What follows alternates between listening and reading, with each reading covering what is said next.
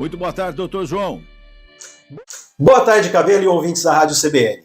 Muita gente tem me perguntado o que é direito desportivo. Eu vou explicar. Direito desportivo é um ramo de atuação jurídica centrada no mundo dos esportes. Ou seja, é o ramo do direito que regula as relações esportivas, que são formadas pelas regras e normas nacionais e internacionais estabelecidas para cada modalidade, bem como aquelas relativas ao regulamento e à disciplina das competições.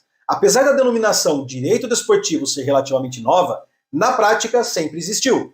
Por exemplo, as primeiras regras que padronizaram o futebol foram criadas por um advogado britânico em 1863. Aqui no Brasil, a primeira regulamentação legal no esporte é de 1941.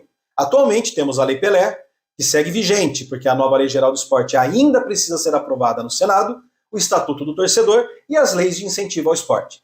Tudo isso é garantido pela Constituição Federal, já que nela está estabelecido que compete à União, Estados e municípios legislar sobre o desporto e que é dever do Estado fomentar práticas desportivas formais e não formais. Hoje, o esporte, principalmente futebol, não é só um jogo, mas um produto do entretenimento que envolve inúmeros atores, como os clubes, atletas, federações, empresários, investidores, patrocinadores, etc.